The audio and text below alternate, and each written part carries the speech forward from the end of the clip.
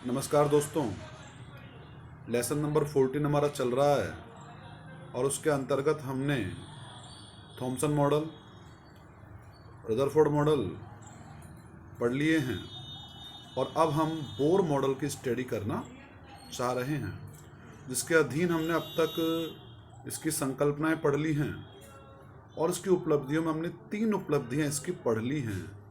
एक तो स्थायी कक्षा में घूमते हुए जो इलेक्ट्रॉन है उसका वेग निकाला हमने, उस कक्षा की त्रिज्या निकाल ली हमने और उस इलेक्ट्रॉन की कल हमने कुल ऊर्जा भी निकाली थी, अगर आपको याद हो तो कल हम लोगों ने En, लास्ट में स्क्रीन पे देखिए आप लोग, En कल हमने -13.6 Z²/n² इन इलेक्ट्रॉन वोल्ट हमने कल इसको ज्ञात किया था।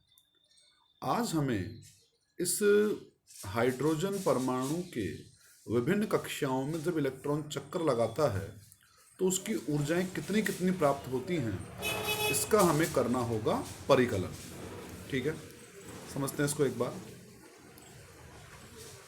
सेंटर में न्यूक्लियस है और हाइड्रोजन परमाणु की जो विभिन्न क्लासें हैं, पहली क्लास होती है K, दूसरी क्लास L, तीसरी क्लास M और इसी प्रकार से क्लासें N, O आती जाएंगी।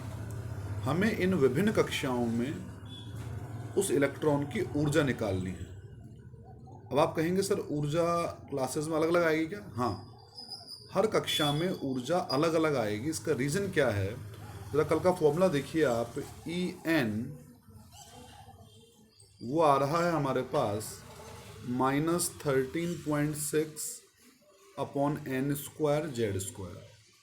ठीक है, अब इसमें n² आ रहा है, अगर n अलग अलग होगा तो डेफिनेटली उनकी ऊर्जाएं भी क्या होंगी, अलग अलग होंगी। इसका हमें आज करना होगा परिकलन। बहुत सिंपल टॉपिक है।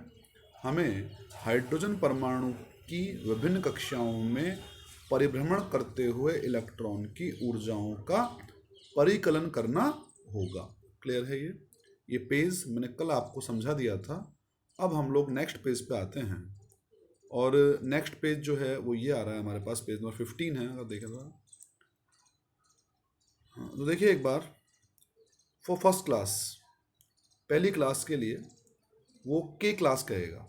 बताओ K क्लास के लिए N वैल्यू कितनी होगी? 1। और हाइड्रोजन है तो Z वैल्यू कितनी होगी? ये भी 1 होगी आपकी। तो प्रथम कक्षा में घूमते हुए इलेक्ट्रॉन की ऊर्जा अगर मुझे निकालनी है, मेरे पास फॉर्मूला था En इक्वल्स टू, तो n की जगह 1 हो जाएगा ना, तो it will be E1। E1 that is equals to, formula क्या था, -13.6 अपॉन n²। n मतलब 1 का स्क्वायर, जो क्लास पहली है, और Z परमाणु क्रमांक हाइड्रोजन का 1 है, तो 1 का स्क्वायर। तो हमारे पास आंसर आएगा 1 का स्क्वायर 1 हो जाएगा ये, तो आंसर आएगा E1 is equal to -13.6 electron volt. मतलब क्या है इसका, कि जो प्रथम कक्षा में इलेक्ट्रॉन चक्कर लगा रहा है हाइड्रोजन के लिए, उसकी ऊर्जा कितनी आएगी? -13.6 इलेक्ट्रॉन वोल्ट आएगी। बहुत सिंपल है। अब बताइए आप, दूसरी क्लास कौन सी होती है? सर वो होती है L क्लास। तो L क्लास के लिए N वैल्यू 2 होगी और Z की वैल्यू वो तो हमेशा 1 रहेगी, क्योंकि हाइड्रोजन है तो 1 रहेगी। अब अगर वो 1 रहेगी तो E2 ये कितना आएगा? -13.6 अपॉन 2 का स्क्वायर इंटू 1 का स्क्वायर। 2 का स्क्वायर 4 होगा और 4 में जब 4 का डिवाइड करेंगे 13.6 से, तो 3.4 के आसपास आएगा। यानी दूसरे क्लास में कितनी ऊर्जा आएगी? -3.4 इलेक्ट्रॉन वोल्ट। इसी प्रकार से अगर हम देखें तो थर्ड क्लास के लिए E3 बोलो कितना आएगा? -13.6 अपॉन 3 का स्क्वायर हो जाएगा, और 1 का स्क्वायर तो साथ में चलेगा, Z1 का है। सॉल्व करेंगे तो 9 हो जाएगा, 3 का स्क्वायर 9 में डिवाइड करेंगे 13.6 का, तो it will be near about 1.51 electron volt, 1.51 electron volt. यानी तीसरे क्लास में जो कक्षा है उसमें जो हमारे पास इलेक्ट्रॉन है उसकी ऊर्जा -1.51 आएगी।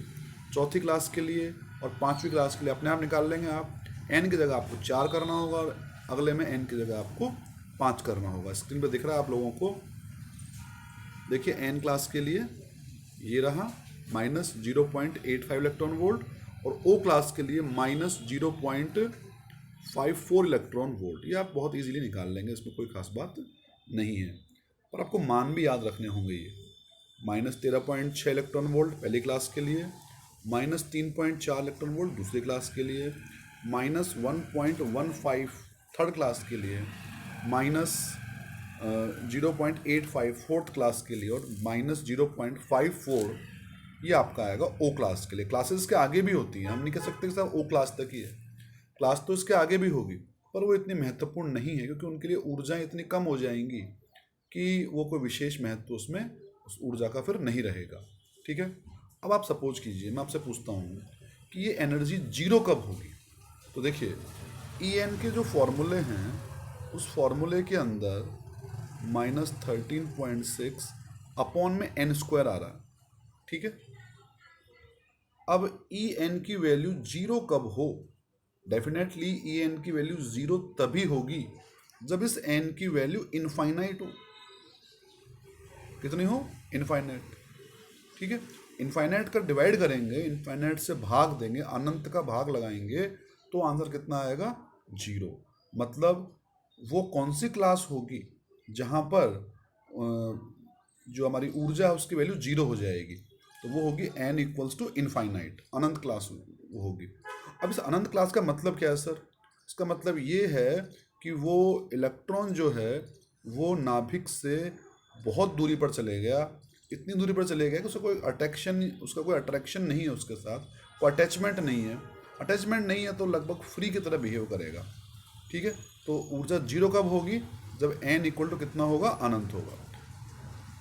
स्क्रीन पे लास्ट लाइन यही लिखा हुआ है, नोट डाल के लिखवा रखा है मैंने, ऊर्जा का शून्य मान n इक्वल टू इनफाइनाइट के संगत प्राप्त होगा, जिसका भौतिक अभिप्राय यह है कि इलेक्ट्रॉन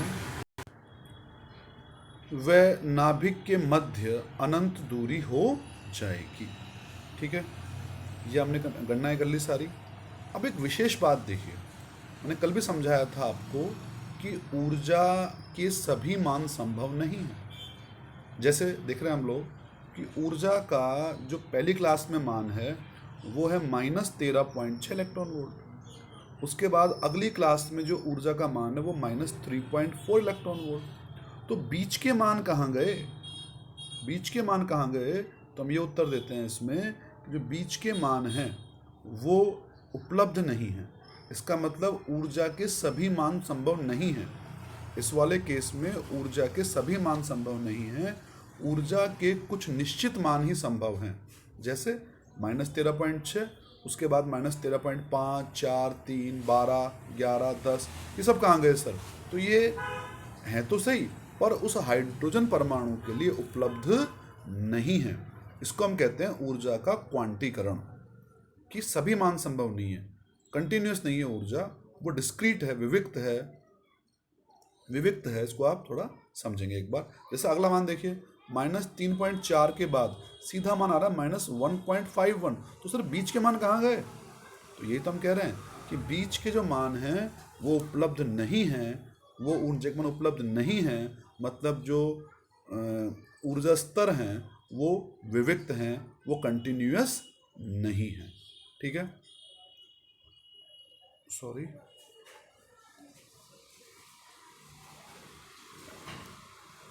अब ज़रा आप इस डायग्राम को समझने का प्रयास कीजिए।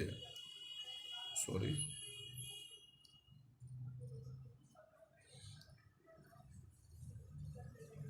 अगर हम इसको समझें एक बार तो देखिए, मैंने इस तरफ बनाया है n वैल्यू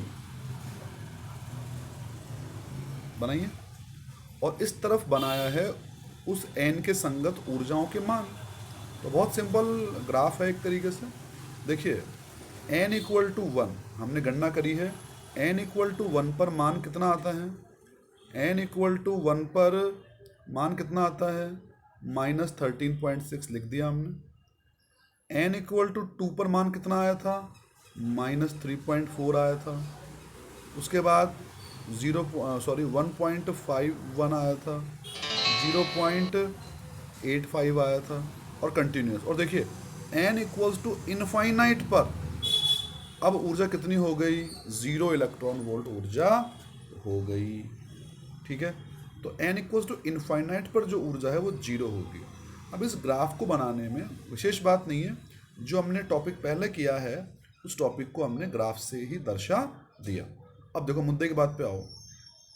पहली बात, मुद्दे की बात ये कि देखो ऊर्जा के सब मान संभव नहीं, बीच में गैप आ रहा है ना, बीच में गैप आ रहा है ना, तो ये विविक्त को दर्शा रहा है, पहली बात। दूसरी बात जरा देखिए, ध्यान रखना आप लोग, गैप, पहले गैप ज़्यादा होगा, पहले गैप क्या आ रहा है, ज़्यादा, क्योंकि -13.6 से -3.4 पे आ रहा है। उसके बाद गैप कम हुआ है, ठीक, उसके बाद फिर गैप और कम हुआ है, फिर गैप और कम हुआ है। तो ये ध्यान रखें आप कि जो नीचे गैप है वो ज़्यादा है और जो आगे गैप है वो कम होता जा रहा है। इक्वल गैप नहीं करना, ये आप ध्यान रखिएगा। ठीक है, तो ये हमारे पास ये टॉपिक इसका ख़त्म हुआ, कुल ऊर्जा वाला हमने टॉपिक कंप्लीट कर लिया। अब इसी के अंतर्गत